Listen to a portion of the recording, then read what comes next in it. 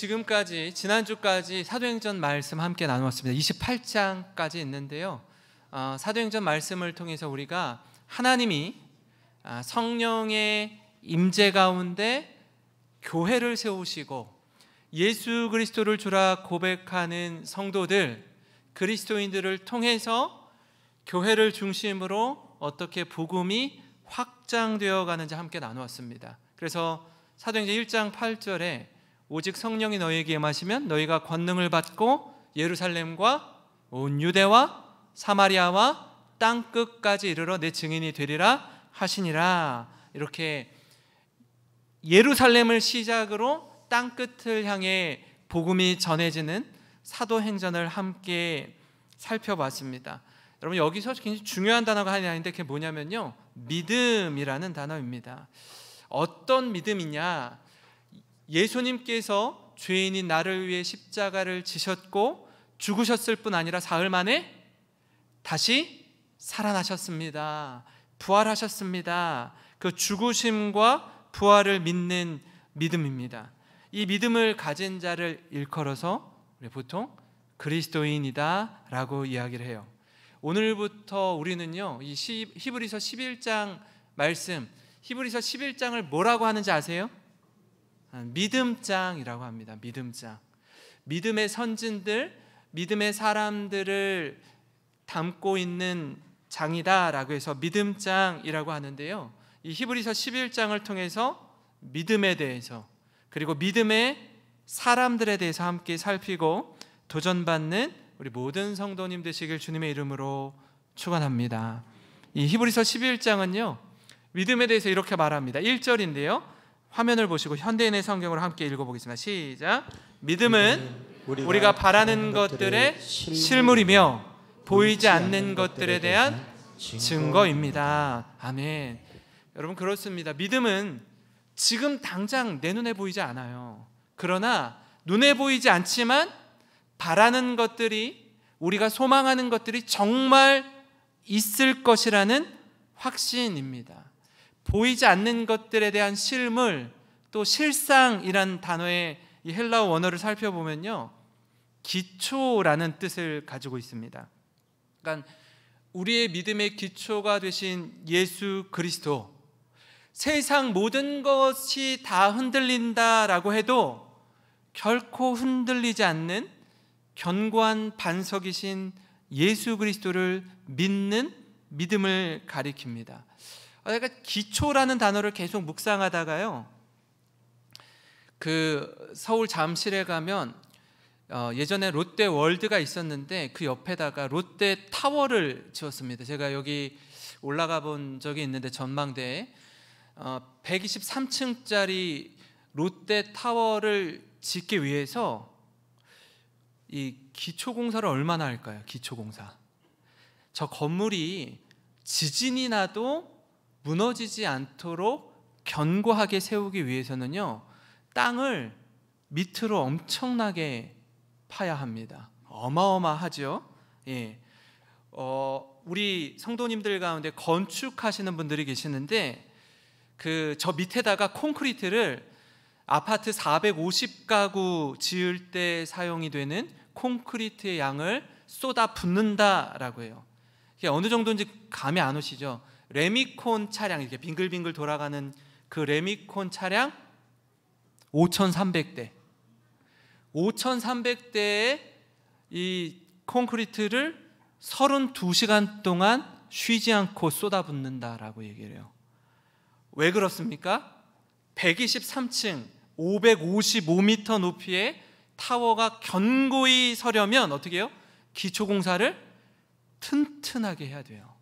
눈에 보이지 않지만 너무나 중요한 거예요. 눈에 보이는 것보다 더 중요한 게 눈에 보이지 않는 이 기초공사입니다. 이 기초를요, 한번 생각해 보실까요? 내가 예수 그리스도를 믿는 믿음이라는 그 부분에 있어서 이 기초를 어떤 그저 나의 확신과 신념에 두잖아요. 그러면 나의 상황과 상태에 따라서 이리저리 흔들리게 마련입니다. 근데 이 기초를, 이 반석을 예수님께 두면 결코 흔들리지 않습니다.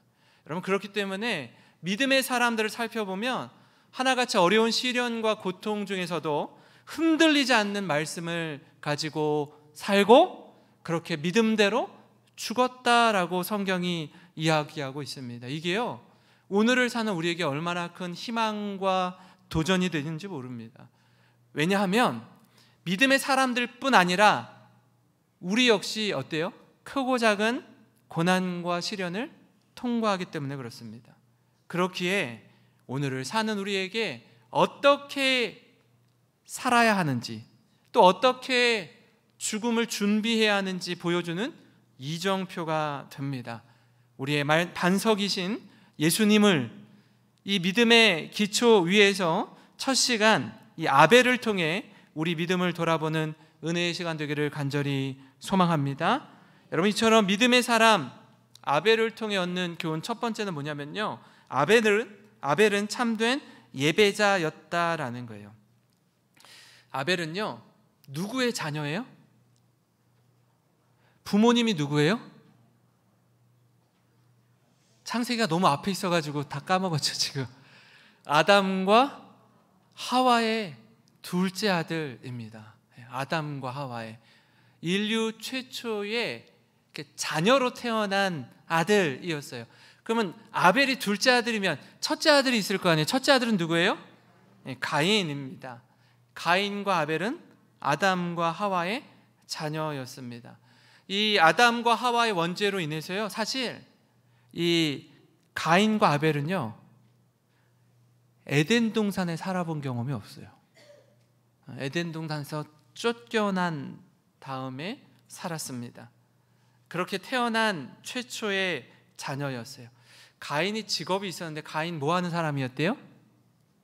농사 짓는 농부였고요. 아벨은요, 양을 치는 목자였습니다. 그러니까 둘 다 자신이 땀 흘려 얻은 수확을 가지고 하나님께 제물을 드렸어요. 근데 문제가 하나 있는데, 그게 뭐냐면 하나님이 아벨의 제사는 받으시는데 가인의 제사는 거절하셨다라는 거예요. 받지 않으셨어요. 이게 굉장히 가인에게 있어서는 심적으로 불편하고 불쾌하고 힘들었던 모양입니다. 왜냐하면 이 문제로 인해서 가인은 인류 최초의 살인을 저지르기 때문에 그렇습니다. 그럼 왜, 이제 궁금한 게 있죠. 왜 하나님이 가인의 제물은 받지 않으시고 아벨의 제물만 받으셨을까? 이게 너무 궁금해요. 왜냐하면 이것 때문에 사람을 해치기까지 했거든요. 오늘 본문을 한번 살펴볼까요? 4절입니다. 믿음으로 아벨은 가인보다 더 나은 제사를 하나님께 드림으로 의로운 자라 하시는 증거를 얻었으니 하나님이 그 예물에 대하여 증언하심이라. 그가 죽었으나 그 믿음으로써 지금도 말하느니라. 여기서 확인할 수 있는 게 뭐냐면 아벨은 뭐로 제사를 지냈대요? 믿음으로 제사를 하나님께 드렸다라고 이야기하고 있어요.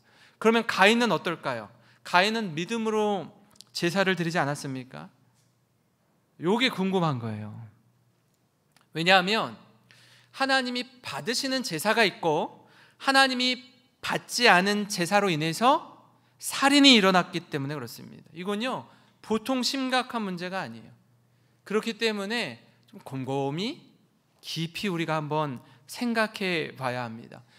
도대체 무슨 차이가 있길래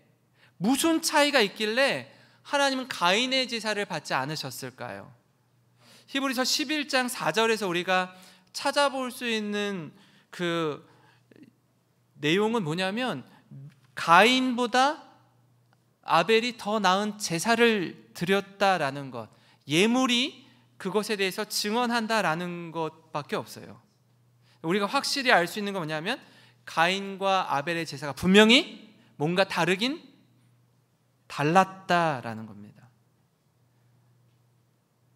우리 잘 생각해야 됩니다. 하나님 받으시는 예배가 있고 받지 않으시는 예배가 있다라는 거예요.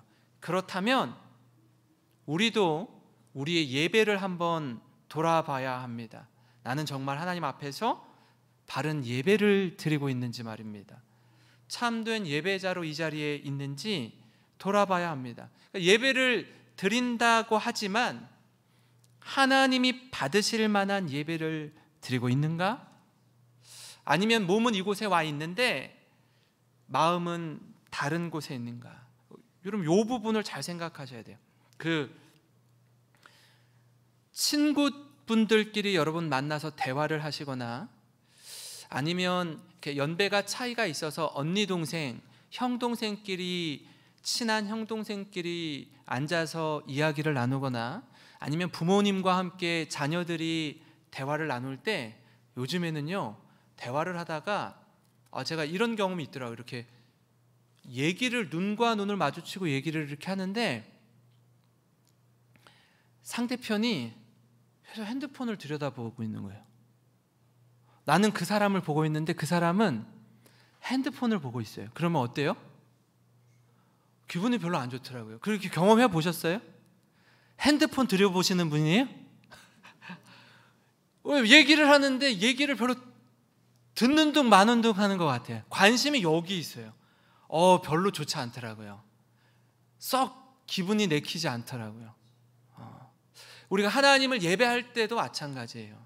하나님께 집중하느냐, 정말 하나님 말씀 앞에 서느냐, 하나님을 기쁘시게 하는 예배를 드리고 있느냐, 마음은 다른 데 있지 않느냐, 이거 보셔야 되는 거예요. 왜냐하면 하나님은 우리의 몸이 예배당에 와 있는 것뿐 아니라 우리의 마음을 원하시기 때문에 그렇습니다.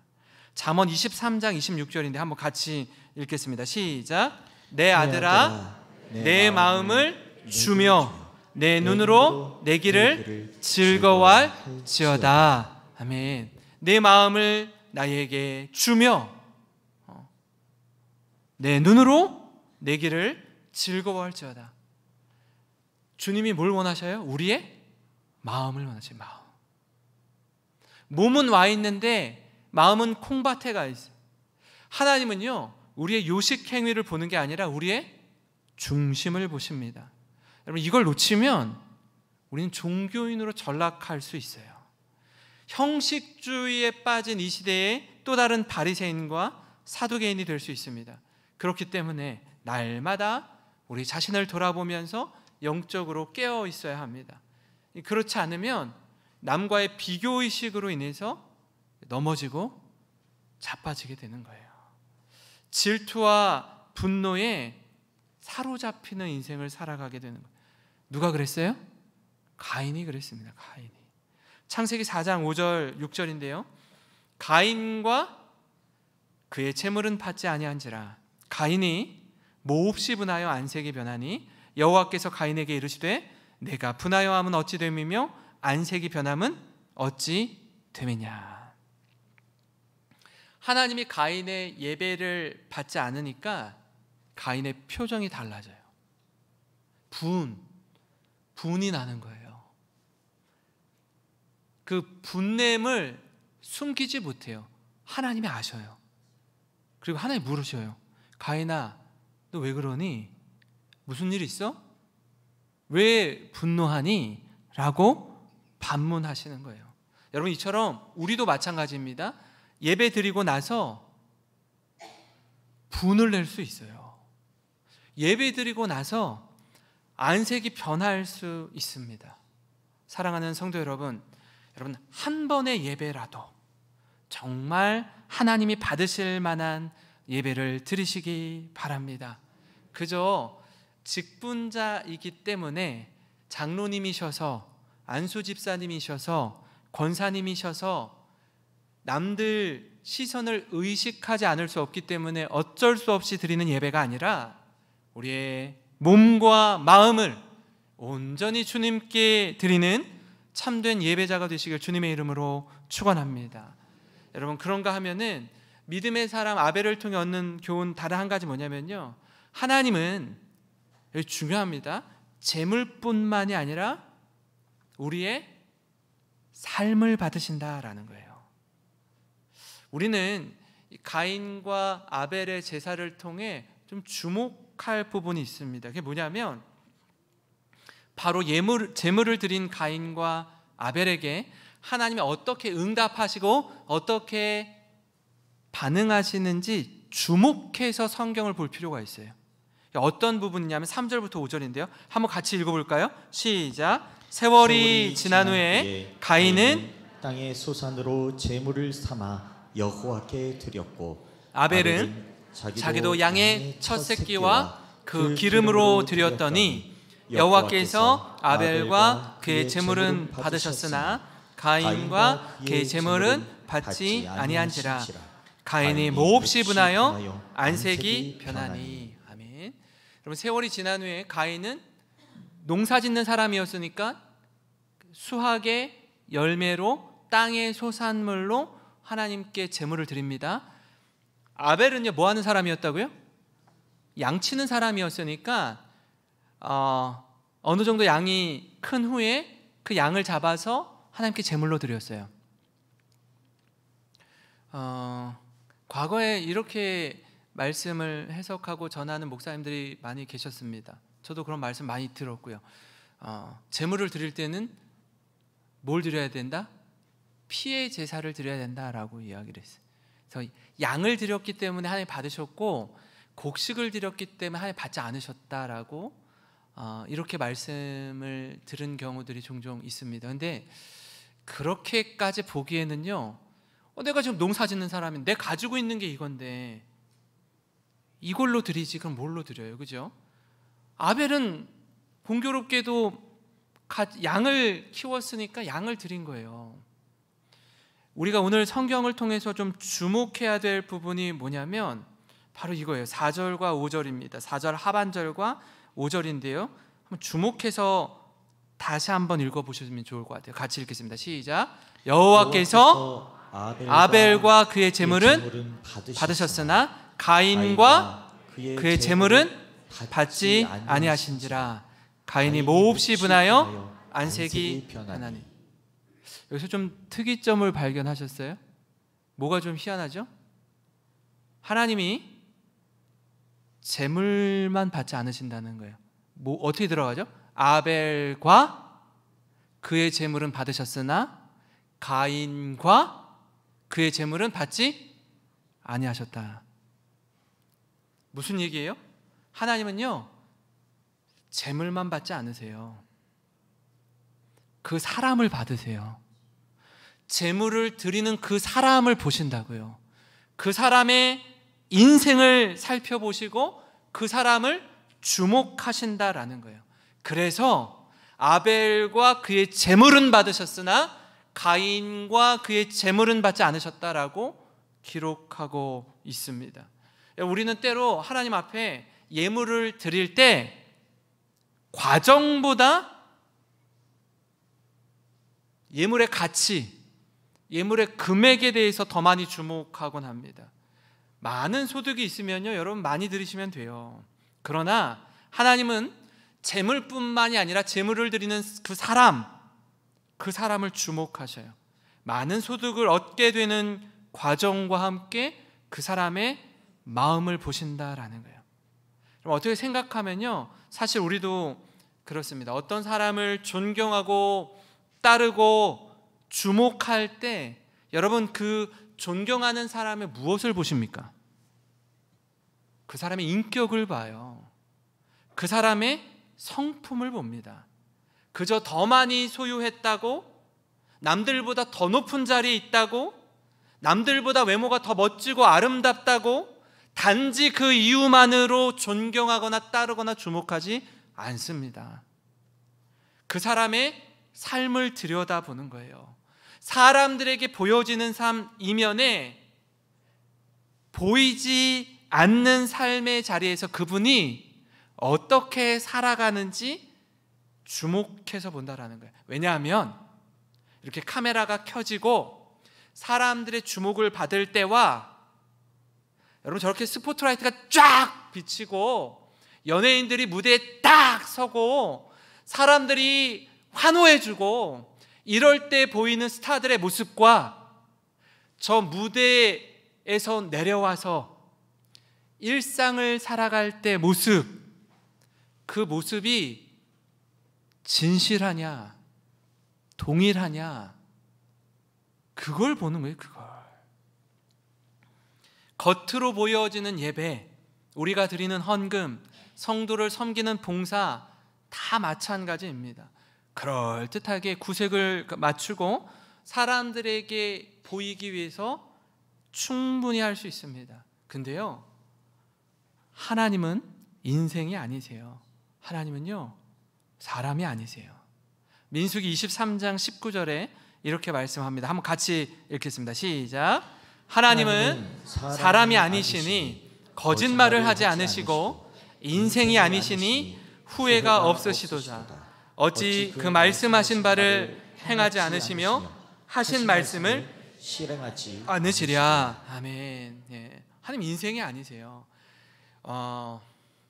우리의 속사람, 우리의 마음 중심을 보세요. 사람들이 우리를 주목하지 않는 그 자리, 우리가 홀로 있을 때, 아무도 보는 이 없을 때, 그때 우리의 말과 행동과 생각의 방향을 하나님 주목하셔요. 그렇게 우리 삶을 돌아봐야 합니다. 우리가 드리는 예물도 무척 중요하지만, 여러분, 더 중요한 건 뭐냐면 교회를 벗어나서 세상에서 그리스도인으로 살아가는 우리의 삶이 더 중요하다라는 겁니다. 사랑하는 성도 여러분, 하나님은요, 재물뿐 아니라 우리 삶을 받으십니다. 가인과 아벨의 제사, 가인과 아벨의 예배를 통해 깨닫는 은혜가 있기를 소망합니다. 그렇게 믿음의 삶을 살아가시는 모든 성도님 되시길 주님의 이름으로 축원합니다. 마지막으로요, 여러분, 믿음의 사람 아벨을 통해 얻는 교훈은 뭐냐면 우리 마음을 잘 다스리고 지켜야 한다라는 거예요. 앞선 말씀과 좀 연결되는 부분인데 뭐냐면, 우리 삶을 보시는 하나님, 우리 삶을 받으시는 하나님이 가인의 분노에 주목하셔요. 왜 화를 내는지, 왜 분을 참지 못하는지 그거 보셔요. 그리고 가인의 분노는 분이 나잖아요. 마음이 불편해지면 그게 그대로 얼굴에 드러나게 돼요. 얼굴에 그걸 숨기지 못하게 돼요. 얼굴이요, 그 얼이 뭐죠? 군대 갔다 오신 분들은 얼차려를 많이 받으셨어요. 저도 많이 받았어요. 얼차려가 뭐예요? 정신 차리라는 거예요. 정신 차려. 얼차려 엄청 일어서 앞으로 치침 뒤로 치침 엄청 전신 번쩍 들게 해요. 그럼 얼굴은 뭐예요? 우리의 정신을 담는 그릇인 거예요. 그러니까 우리 마음이 얼굴에 다 드러나는 거예요. 숨길 수가 없는 거예요. 그래서 하나님이 가인에게 이렇게 말씀하십니다. 6절부터 8절인데요. 여호와께서 가인에게 말씀하셨다. 네가 어찌해서 화를 내느냐? 네가 무엇 때문에 얼굴을 찡그리느냐? 내가 옳은 일을 했다면 왜 내가 너의 재물을 받지 않겠느냐? 그러나 내가 옳은 일을 하지 않으면 죄가 문 앞에 도사리고 앉을 것이다. 죄가 너를 다스리고 싶어 하여도 너는 죄를 이겨야 한다. 하루는 가인이 자기 동생 아벨에게 들로 나가자고 했다. 그런데 그들이 들에 있을 때에 가인이 동생 아벨을 쳐 죽이고 말았다. 여러분, 7절 이하가요, 핵심 구절입니다. 네가 만약에 옳은 일을 했다면, 네가 선을 행하면 왜 내가 너의 재물을 받지 않겠느냐? 여러분, 이게 무슨 말이죠? 하나님은요, 재물뿐만이 아니라 재물 드리는 자의 삶을 받으신다라는 겁니다. 재물 따로, 삶 따로가 아니라 서로 연결되어 있다라는 거예요. 아니나 다를까 이 가인의 얼굴이 울그락불그락해지고 어쩔 줄 몰라 합니다. 여러분, 이런 순간 하나님이 우리의 그 약점, 우리의 연약함, 나는 나름 열심히 최선을 다했다라고 했는데 하나님이 내가 숨기고 싶은 부분들을 드러내셔서 콕 집어서 말씀하실 때 처음 우리가 느끼는 감정은 좀 기분이 나쁠 수 있어요. 좀 언짢을 수 있습니다. 좀 부끄러울 수 있어요. 근데요, 그 감정을, 그 마음의 상태를 행동으로까지 옮겨가시면 안 돼요. 부끄럽지만, 수치스럽지만, 부족하지만 그걸 깨닫고 돌이키면 되는 거예요. 자신을 돌아보는 자리로 나아가야 하는 거라고요.